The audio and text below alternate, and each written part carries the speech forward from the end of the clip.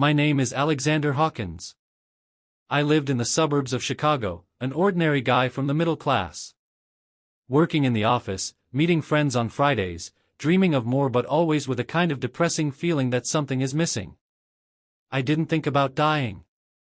Like most of us probably do. Death was something far away, alien, like news from another life. But everything changed that night.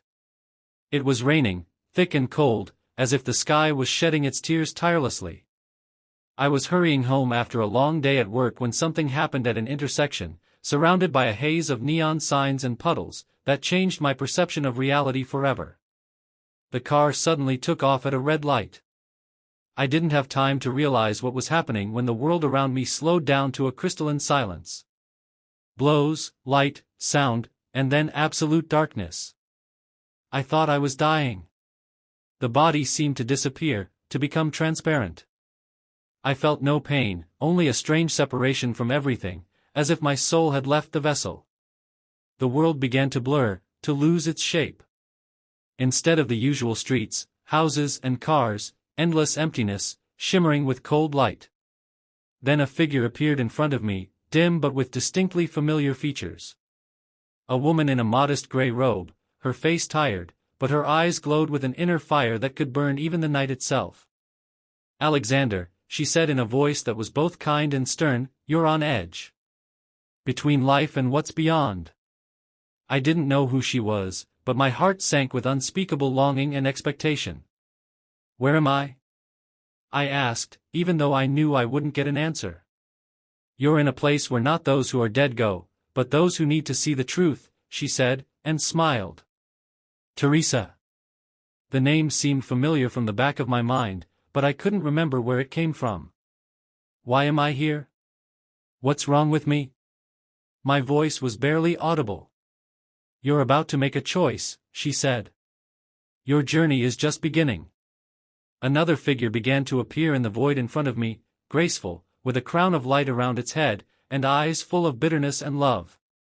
"Alexander," she said with soft sadness, "I am Diana. You will find answers only if you stop being afraid." So my story began.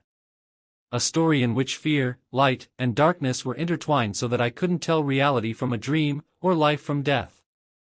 When I first saw Teresa and Diana, my mind was still confused as to whether I was in hell or heaven, in life or in death. But one thing was clear: this place is unlike anything I've ever seen. The emptiness around her wasn't empty, she was breathing.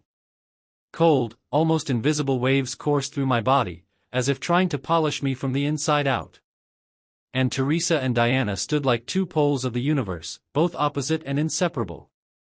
"Why are you here?" I asked, clearly surprised.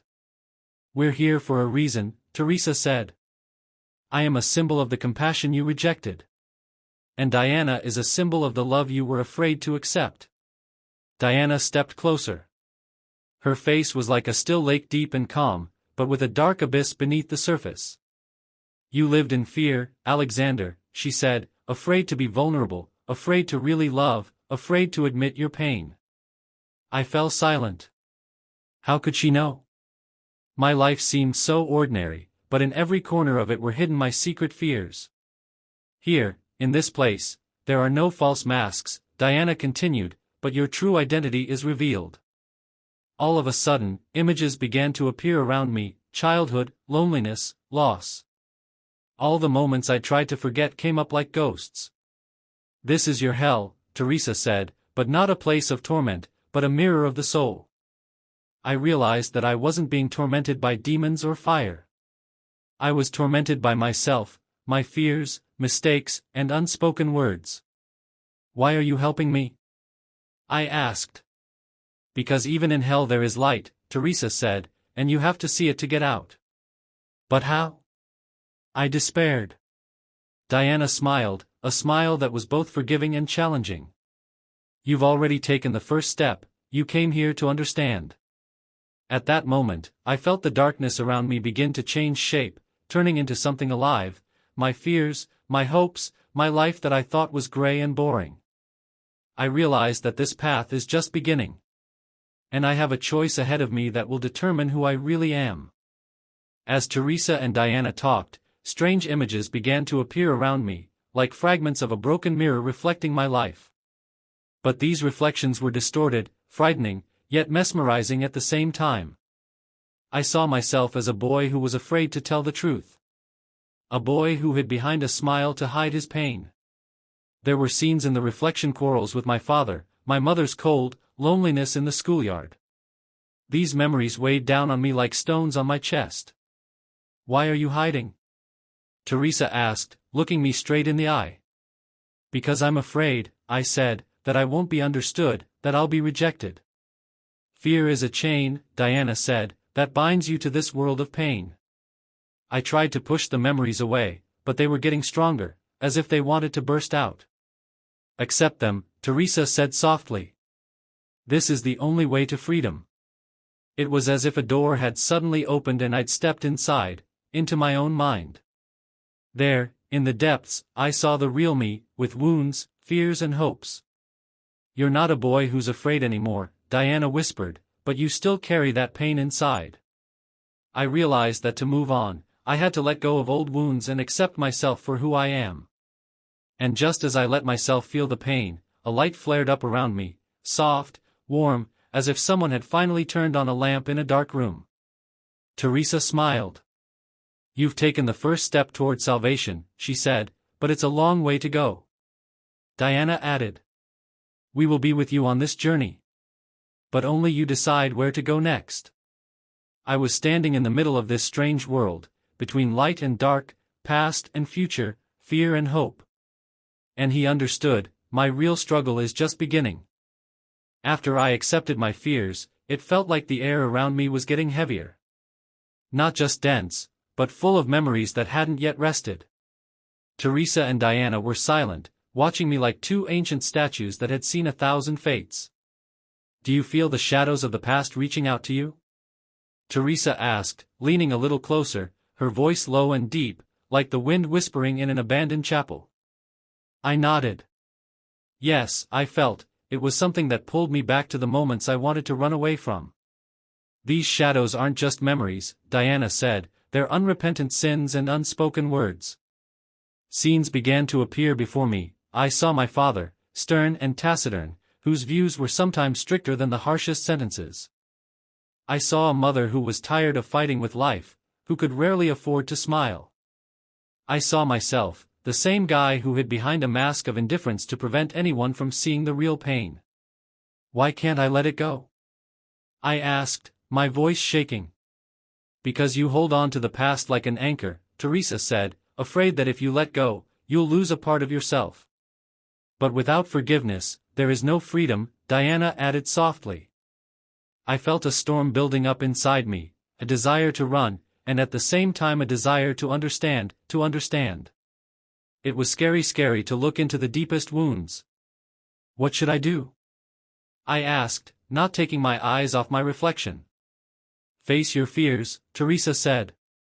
"Only in this way will you destroy their power."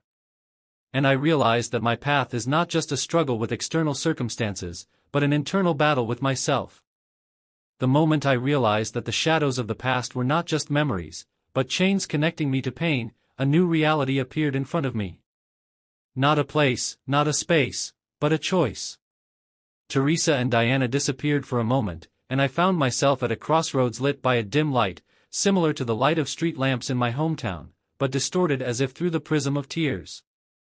On each path are the symbols of my life. One is a career that is bright but empty, another is love that I am afraid to accept, the third is forgiveness that seems unattainable. How to choose? I whispered to the empty air. Silence was the answer. Suddenly Teresa's voice was close by, soft but unyielding. "Every choice is both a curse and a blessing." Diana appeared at my side and took my hand. "You're creating hell for yourself by being afraid to choose," she said. "But choice is the only way to escape." I looked at the roads and felt my heart tighten with fear.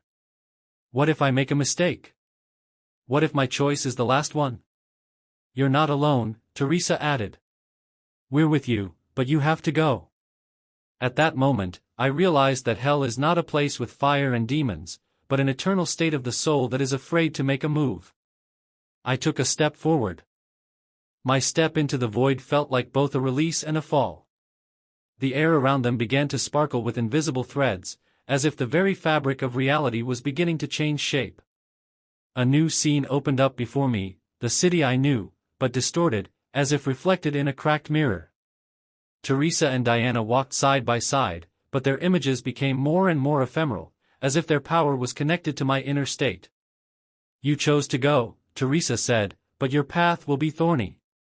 I looked out at the streets, at the familiar faces. Everything seemed both real and ghostly. Deep down, I could feel my fears, doubts, and pain that wouldn't let go. "Why is everything so complicated?" I asked. "Because liberation isn't a gift," Diana said, "it's a struggle with yourself." Suddenly, an image appeared in front of me, an old man with eyes full of wisdom and sadness. His face was lined with wrinkles, but there was strength and acceptance in it. "You think fear is your enemy," he said, "but fear is your teacher. Only through fear will you find the light." I realized that my step was not the end, but the beginning of a journey that required courage and strength. "Are you ready?" Teresa asked. "I do not know," I admitted, "but I have no choice." "That's what freedom is," Diana smiled, "when you accept the unknown." And I took another step into the future, which was now my only chance. As I took the next step, the reality around me began to slowly distort, as if the very fabric of the world was stretching and contracting, turning everything into a vast maze of shadows and light. This maze is not a place on the map, but a maze of my mind, where every turn hides a new truth and a new fear. The walls were covered with thousands of small mirrors, reflections of my past, present, and possible future. In each mirror, I myself, but different, strong, weak, evil, kind, lost and found hope.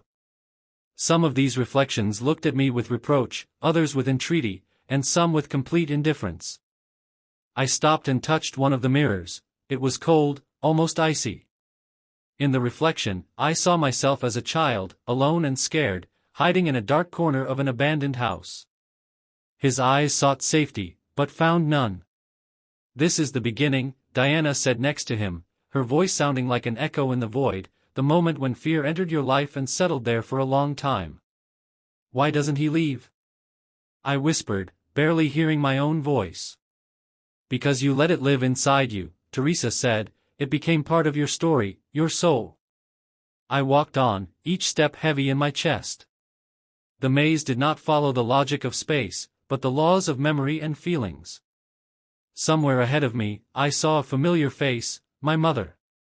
She looked at me with weariness and pain, and in her eyes I read what I had never heard out loud, regret and hope. I tried to approach it, but the walls of the maze tightened and I was trapped. "You're afraid to understand her," Diana said, "afraid to accept her weaknesses and your own." At that moment, the maze began to press down, as if the walls were squeezing my chest. I felt panic rise inside me, the old fear of rejection. "Do what?" His voice broke. Teresa came over and put her hand on my shoulder. "Breathe. Allow yourself to be vulnerable. That's the only way you'll get through." I closed my eyes and took a deep breath, allowing myself for the first time to feel all the pain and loneliness that had accumulated over the years. When I opened my eyes, the walls of the maze were beginning to dissolve, and a faint light shone ahead, a symbol of hope. "Remember," Diana whispered, "there is always light, even where there is darkness." And I realized that to find my way out of this maze, I didn't have to fight the shadows, but accept them. As the walls of the maze slowly dissolved and a soft light spread out in front of me, I felt a mixture of hope and fear bubbling up in my chest. The light I had been searching for so long was alive, a flame that flickered softly and gently, not burning, but as if embracing my soul. This was no ordinary fire. It was warm and gentle, like a breath of spring wind passing through the cold of winter. Its tongues danced in the air, changing colors from pale blue to soft gold, radiating peace and power at the same time. Teresa came over to me, her eyes glowing with a soft light and her voice low but confident. "It's the fire of forgiveness," she said. "It cleanses the soul, not the body.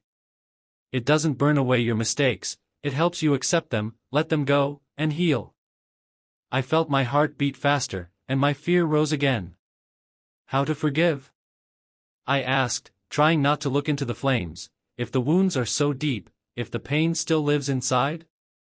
Diana took my hand and squeezed it with a tenderness that melted the ice in her heart. Forgiveness isn't for those who hurt you, she said, it's for you. It is an act of liberation, the first step to freedom. I closed my eyes and thought of all the people who had ever hurt me, my father's cruel words, the cold stares, the rejection of my friends. Then there are those I've hurt myself, moments of anger, indifference, and betrayal. The pain I was carrying seemed unbearable. But the fire didn't go out. He continued to dance, enveloping me in his tenderness. A figure appeared inside me, myself, but different. Calm, accepting, free. You can let go, the image said, because that's the only way you'll find peace. I felt the dragging chain inside me begin to break. With each breath, the weight of resentment and regret disappeared, with each exhalation, fears and reproaches disappeared.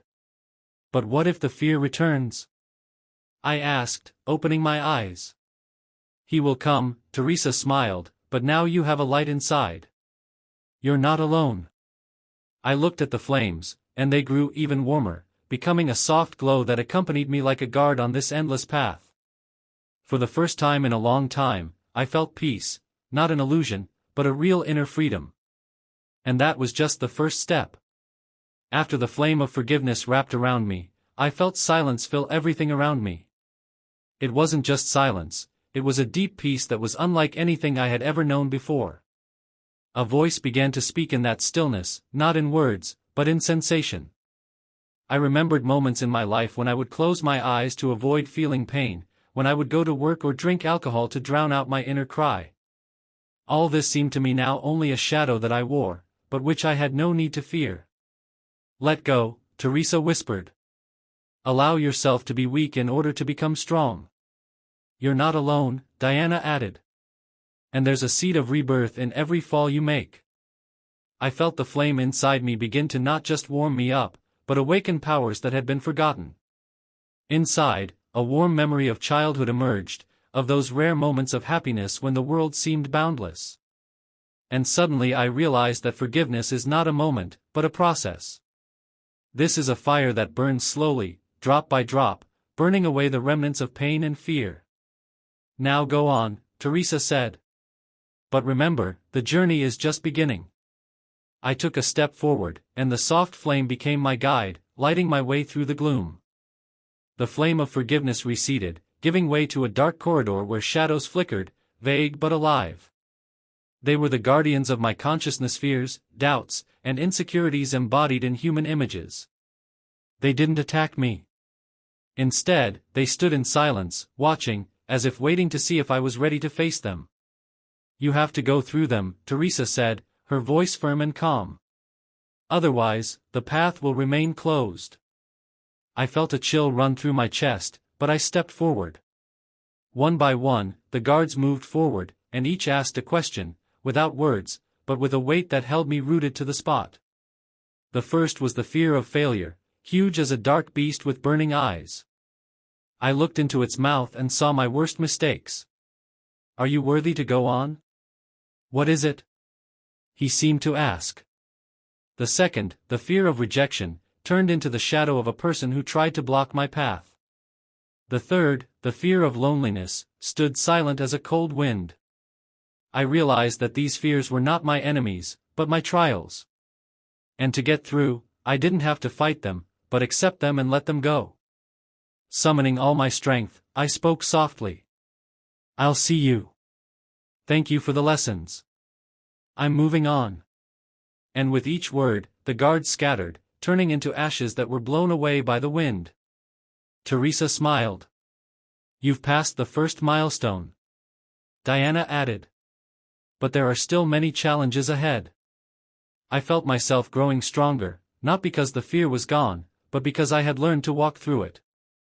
As the last of the guards' shadows faded, the landscape unfolded before me, as if it had been torn from a dream, a vast field where light and darkness intertwined in an eternal dance.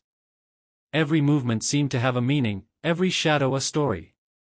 This is the path that every soul chooses, Teresa said, looking at the horizon, not just a road, but a balance between light and darkness inside. There is no true light without darkness, Diana added. Just as there is no healing without pain. I felt that this balance was the key to my freedom. That you can't cast away your shadow without losing yourself. As I stepped out onto the field, I felt the light fill me with power, and the darkness give me depth and understanding.